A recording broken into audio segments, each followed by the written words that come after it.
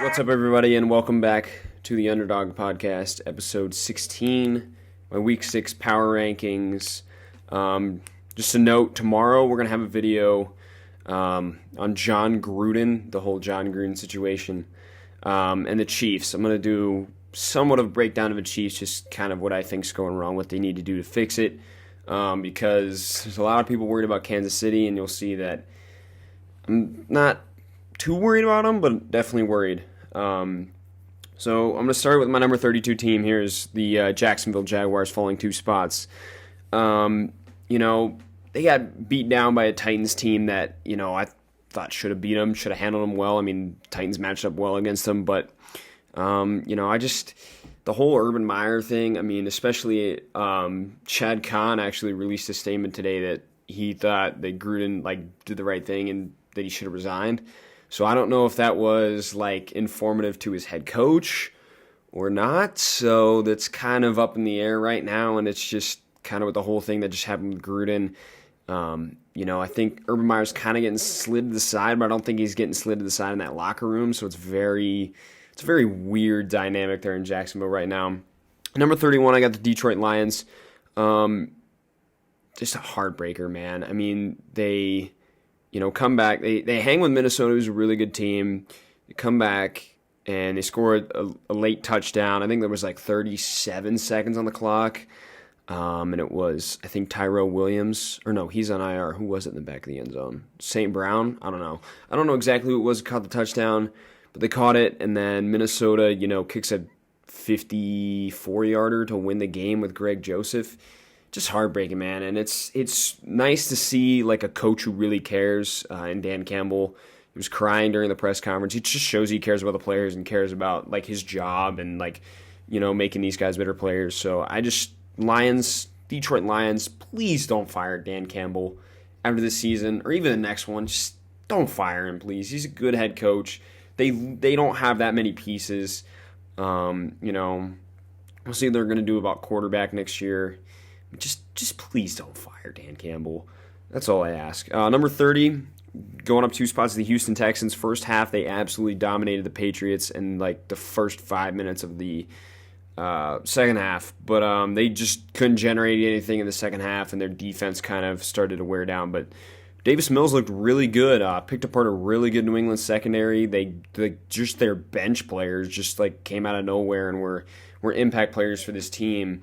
And they had a, decent run game too. So I think Houston is going to be competitive in a lot more games than people think. That blowout against Buffalo, it's hard to go into Buffalo and really be competitive, especially if you're a bad team. So against, there's not very many teams better than Buffalo. So I think they'll be more competitive in the rest of their games to come. 29, staying put, the New York Jets. They kind of slow start to the game, then they kind of started to pick it up, in the second half with that big kickoff return from Coleman. They had a touchdown to Ty Johnson, and then they just couldn't find it. Later in that game, they couldn't make enough plays to win. I thought Zach Wilson played pretty good.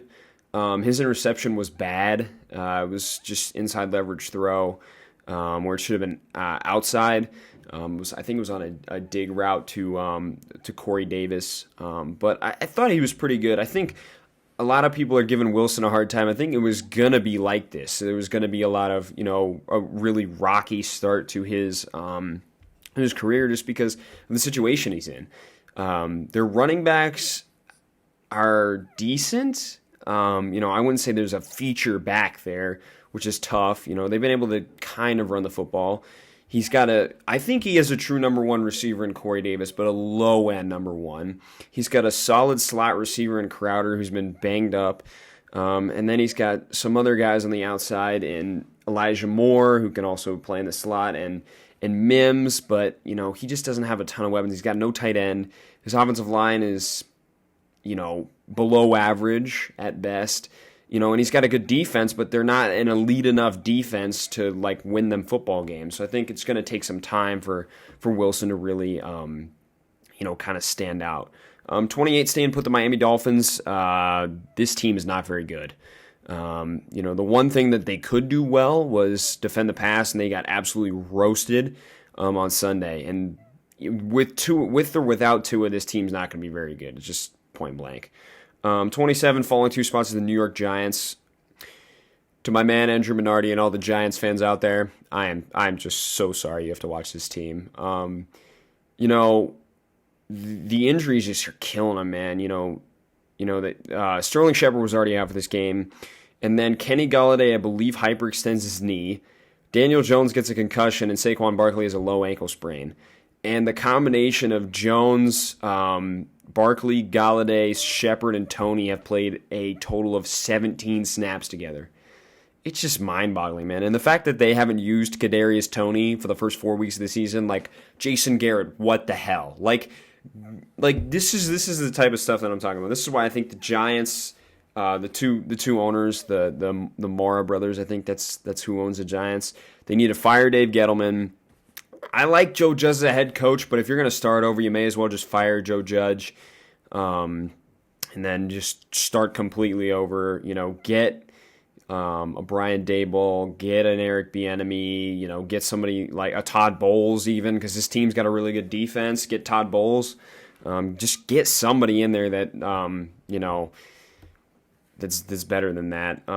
At 26, falling 5 spots is the Washington football team.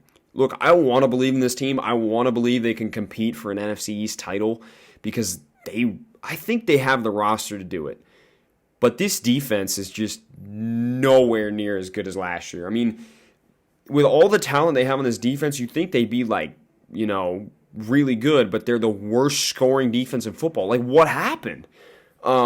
Chase Young finally got his first sack on Sunday, but I mean, they just need to regroup fast with that defense if they want any chance of winning the NFC East. I don't really think their offense is a problem. It's just their defense can't stop anybody. I mean, Heineke threw a bad interception on Sunday, just threw it way late and threw it right to one of the Saints players.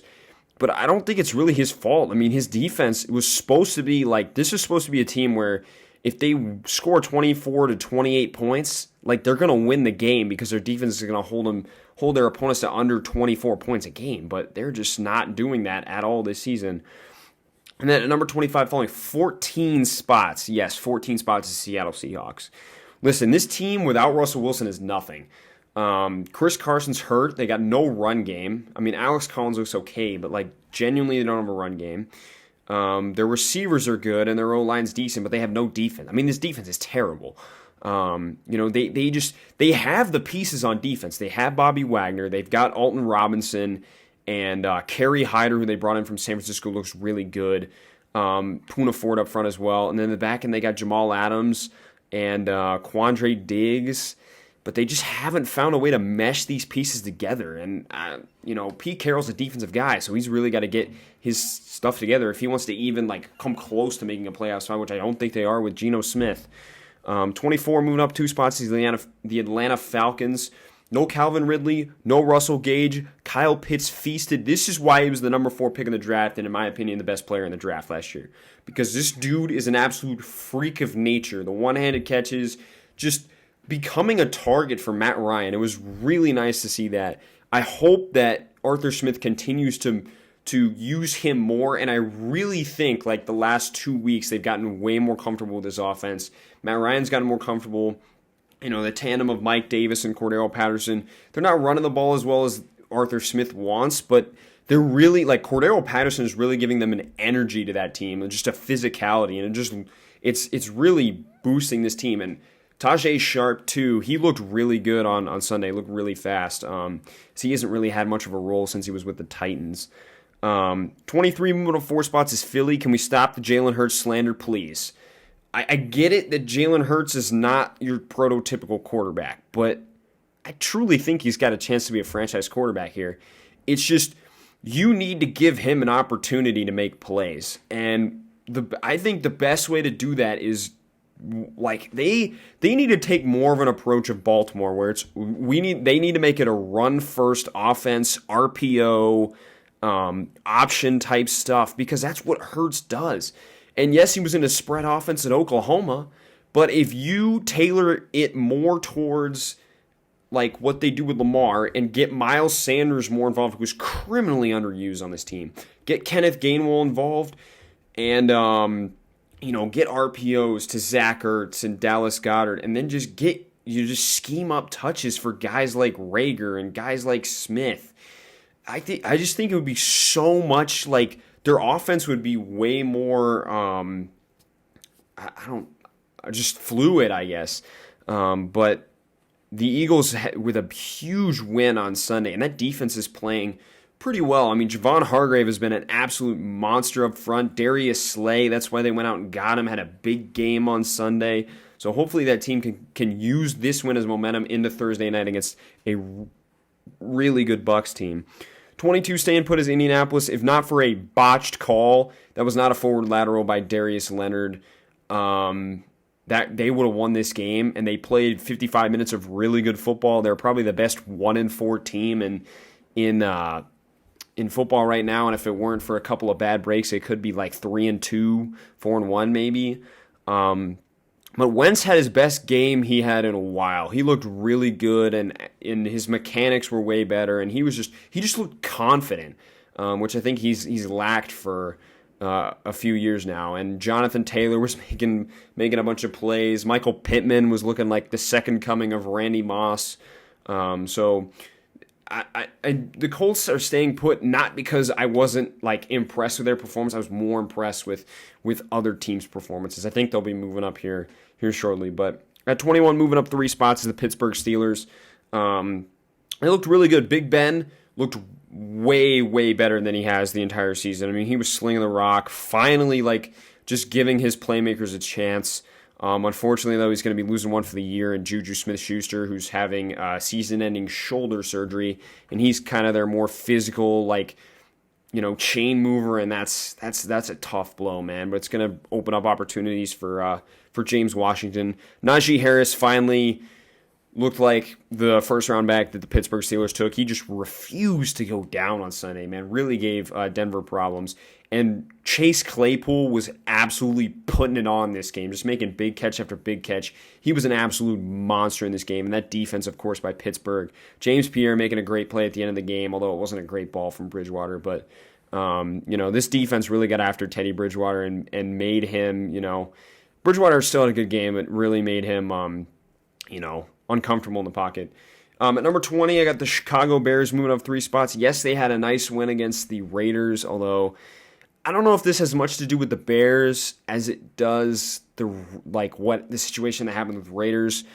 But I will say that this offense is very interesting. I mean, Williams and Khalil Herbert stepped in for Montgomery beautifully, but it's really, this offense seems kind of like, I guess, like not as efficient with Fields in. They're really they're doing really like training wheels with Justin Fields. I mean, they're really like not opening up this game plan at all. And I think they needed again, do something similar to like Lamar Jackson beginning of the year. Run the football, get options involved, get RPOs involved, make the game easier for Justin Fields, which I think is what they're trying to do, but I don't think they're doing it necessarily in the best way possible. They need to get Fields on the move. They need to, keep incorporating those RPOs, throw in some options, some zone read, just easy stuff for Justin Fields, and easy, stick routes to the tight end, stuff like that. This defense continues to be phenomenal. Shut down one of the best offenses so far this year in the Vegas Raiders, who are going to be next at 19, dropping 5 spots. Listen, this team their heart wasn't in it on Sunday. They did not want to play for John Gruden. After what he said. And that wasn't even before all this other stuff came out last night, which I'm going to address tomorrow. Just a shame, man. This Raiders team off to a really great start. We're kind of, had a bad first half against the LA Chargers, kind of came back, and then the LA Chargers kind of put the nail in the coffin, and then they just came out flat on Sunday. I mean, they really just did not look good. Number 18, dropping a spot, is the Minnesota Vikings. This is a game I thought they really should have handled. The defense played pretty well, confusing Goff and forcing him to make mistakes and really keeping, the Lions from really doing much on offense till the second half. But this offense, man, I know they don't have Dalvin Cook, but they just don't. I don't know. They just don't have any juice. Like Justin Jefferson explodes in the first half. I think he had 5 for like 104, and I think he had like 2 catches the rest of the game. Like, feed the ball to Jefferson and Thielen, and then run it to Madison or Cook or whatever in the backfield. Like, it's a simple game plan. I mean, get the ball in your playmakers' hands, Minnesota, and you will be winning more games. Number 17, New England's dropping a spot just because I think other teams, the next 2 teams that are above it, I think I've been underrating them a little bit. I know that they both lost ahead of them, but they just look like a better team right now. New England's first half was terrible. Their offense had a good first drive, and then the second drive, Damian Harris fumbled. Like, you got to hang on to the football, man. Jesus, 2 fumbles in the red zone that really could have cost us. He cost us a game against Miami, and then could have cost us a game against Houston. And their defense their secondary just got absolutely shredded by just like dudes that they shouldn't get shredded by. Chris Moore had a 77-yard touchdown with McCourty, who had probably his worst game of his career in a long time. And J.C. Jackson just split them and took it 77 yards for a touchdown, out-jumped both of them. And then Chris Conley on that flea flicker, just absolutely torching Joejuan Williams, who, you know, I've been a pro for getting him more playing time, but when you play like that in getting an opportunity to play, especially with Jalen Mills out and Gilmore traded, it just doesn't look good. And this is part of the reason they're dropping is because of the Stephon Gilmore trade. You know, it was a business move. You know, they weren't going to come to an extension agreement, but former defense player of the year, it's going to hurt you in the secondary. Carolina's moving up 3 spots here, despite the loss. Yes, Sam Darnold played bad. I don't think that'll continue. Just was it's been a bad 2 games for Sam Darnold. I think he'll get back on track with Joe Brady. They're getting C-Mac back, so CMC will definitely help out that team. And this defense played pretty well till, you know, the turnovers became a factor, and then Philly punched it in when they needed to in order to win the game. But I think Carolina, I don't think we should hit the panic button yet on Carolina. They're kind of in this, you know, tier where they're fighting for that, you know, for that wild card spot. And then right above them, moving up 3 spots as well, as Denver Broncos. You know, this defense has always been really good. You know, they got Von Miller, they got Justin Simmons. Surtain looks like an absolute fucking beast out there. Definitely my pick right now for Defensive Rookie of the Year. Kyle Fuller struggled, but you know, he'll get back on pace. But this offense, you know, my one criticism of this offense is get Cortland Sutton involved earlier. I don't think he had a catch till like midway through the second quarter. Like, he's your alpha. Get him the football, and then, you know, then start feeding Javonte and Melvin Gordon. But I think that they need to get Cortland Sutton the ball more. And he had 7 for 120 at a touchdown, but a lot of that came in the second half. It's like, get him the ball earlier, you know, get him using completions to Sutton, and get Noah Fant more involved too. He's very dynamic at that tight end position. And then one of the big risers, or the biggest riser of the week, is the Cincinnati Bengals coming in at 14, moving up 6 spots. Listen, Joe Burrow's the truth. Jamar Chase is the truth. That offense is the truth. I said that offense would be top 5 in the league. They look like that with Joe Mixon and Boyd and Chase and CJ Uzomah, who's been a really big surprise, and T. Higgins. I mean, this team was literally a missed field goal away from beating Green Bay. You know, I know it was at home, but that's a big win, and I think this team's legit. I mean, they were going up against, you know, a Packers team that was injured for sure. You know, no Jair and Zadarius Smith on defense, but that offense definitely looked really good. Although Joe Burrow threw a terrible interception to Devondre Campbell in overtime, it was really bad. And he kind of has some of those. It's kind of like him and Herbert. They kind of have a couple boneheaded plays a game, and they'll just clean them up. And then, you know, they just, you know, McPherson clanks it from 57 off the upright and then hits the flag on the next one. Just, that's why you don't take kickers in the draft, man. I mean, he's been money for the first couple weeks, and then, you know, huge game against Packers, misses 2 field goals. Can't have that, man. But this defense feasted on that injured Packers offensive line and really made it tough for Rodgers. But Devontae Adams cooked them. Secondary is probably their weak spot right now. 13 staying put San Francisco. Lance's first start, he was okay. Threw a bad interception, but other than that, he was all right. I just think, they were like ultra aggressive on offense, and some of the fourth downs they went for, I was like, play field position and punt it because your defense is playing really good. I mean, they just didn't quite make enough plays to win that game. I think Jimmy Garoppolo will be starting when he comes back because I don't think Trey Lance is quite ready yet. But he shows flashes, man. He's going to be a fun player to watch. Kind of similar. He kind of reminds me of Dak a lot. There for Trey Lance. And then number 12, moving up 3 spots to the New Orleans Saints.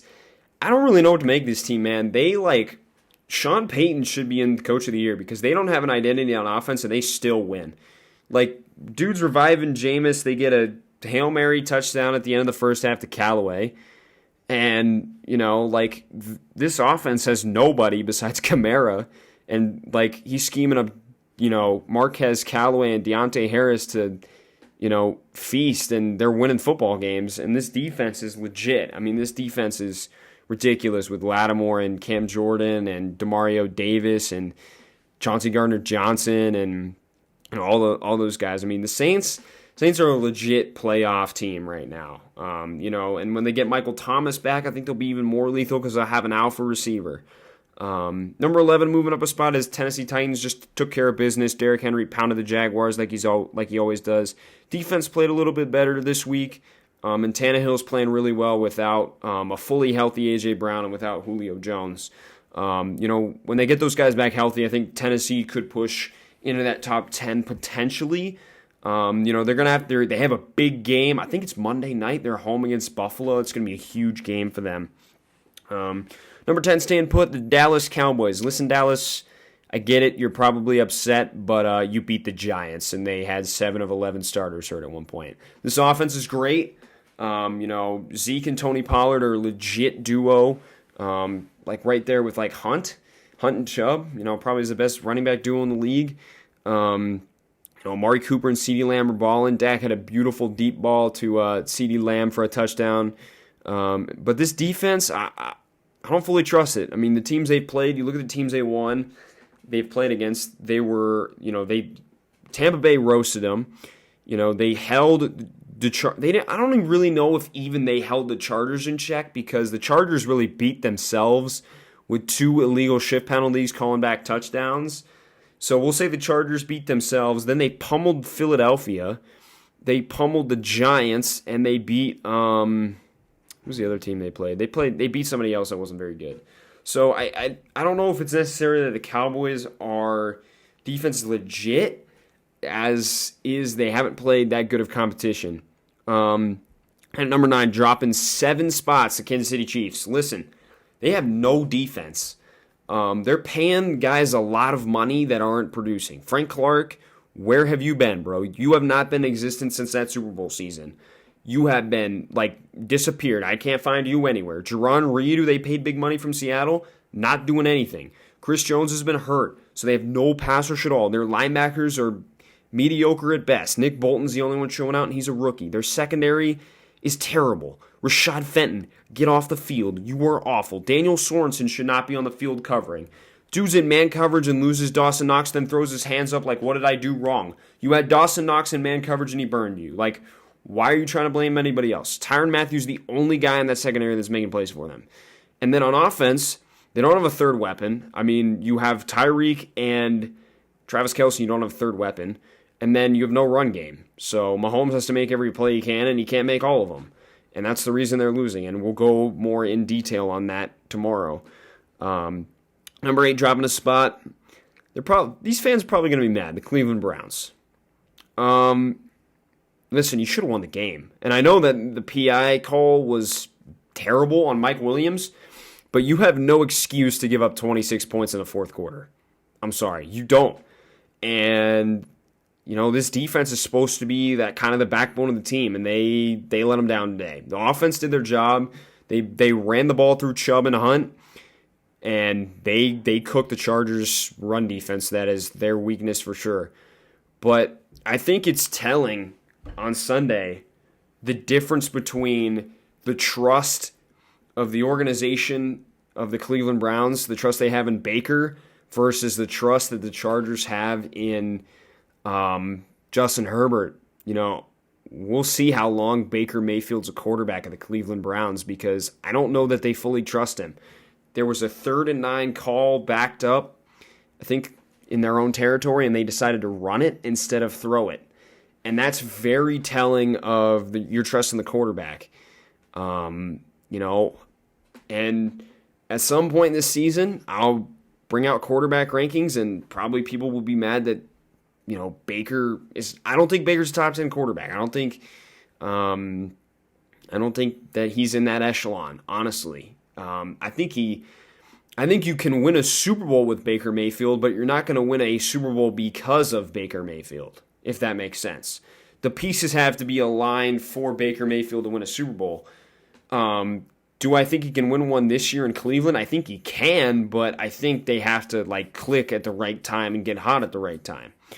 At 7, moving up one spot, is the Baltimore Ravens, who I think have the MVP frontrunner, and I'm being dead serious. Lamar Jackson was incredible last night.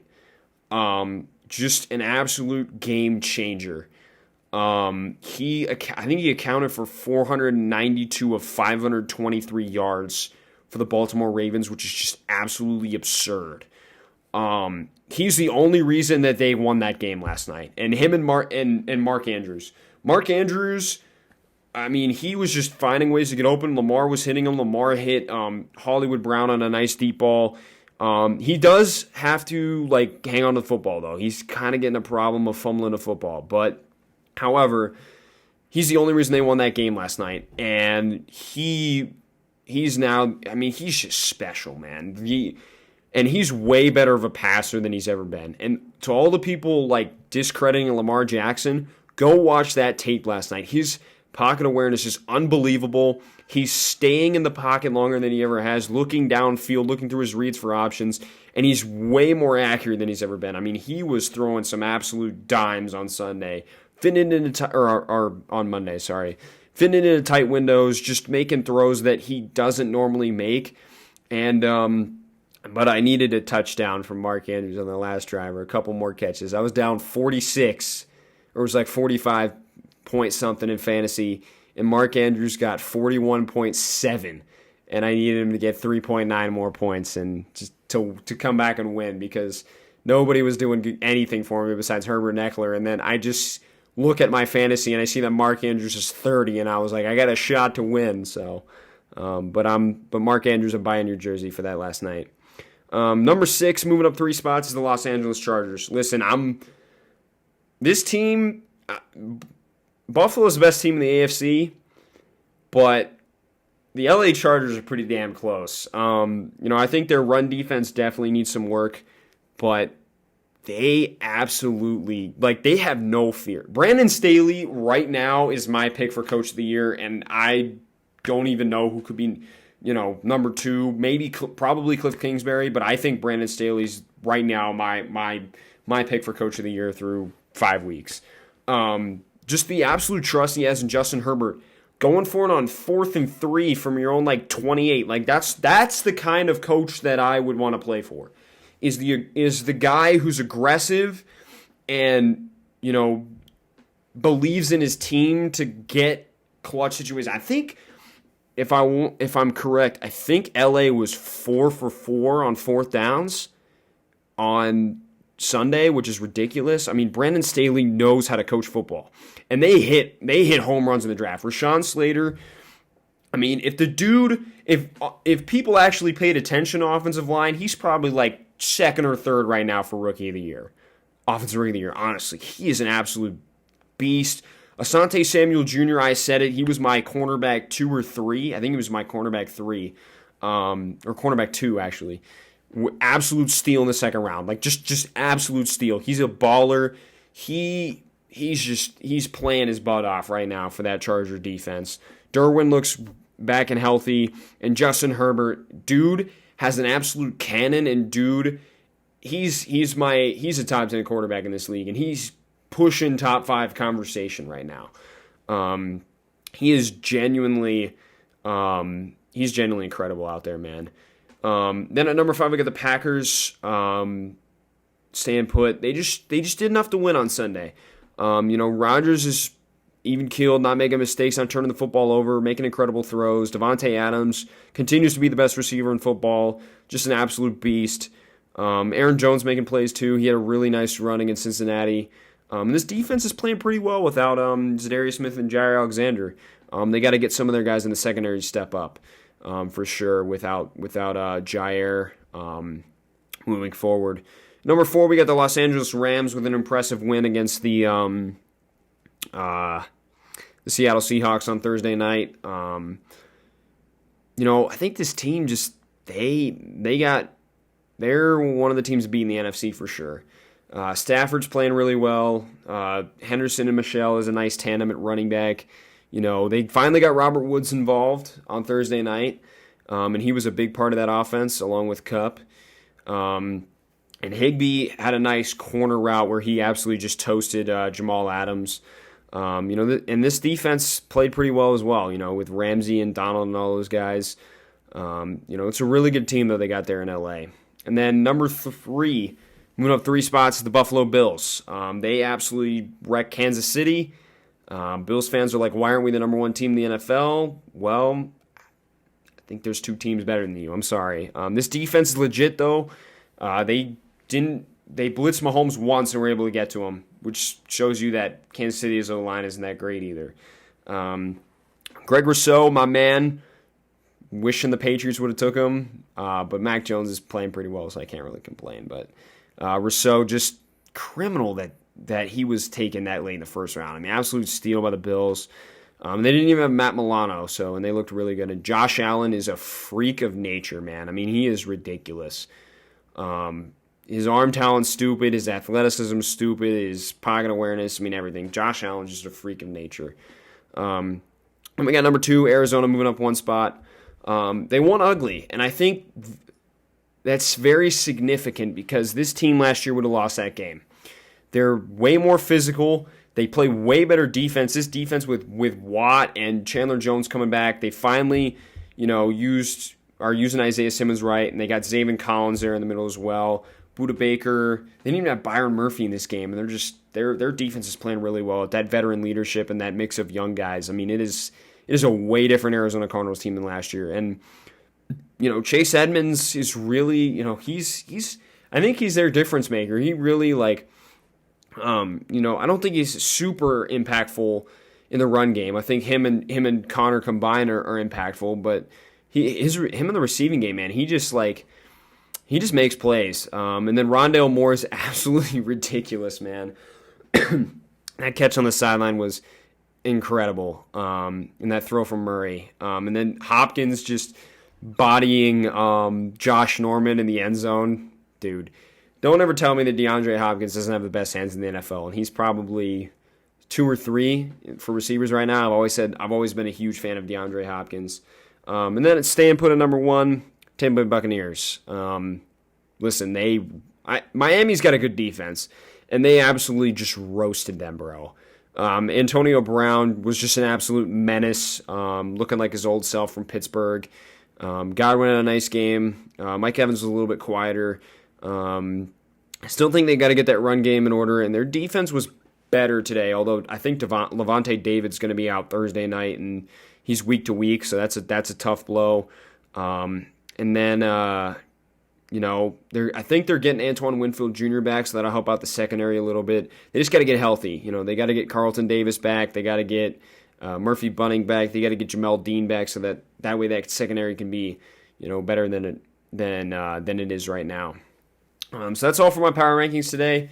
I'm gonna have an episode tomorrow about the situation with Gruden, and then we're going to break down the Chiefs tomorrow as well. So looking forward to that. Thank you, everybody, for watching. Hope you enjoyed the video. And I'll see you next time. Have a great day, everybody. Peace.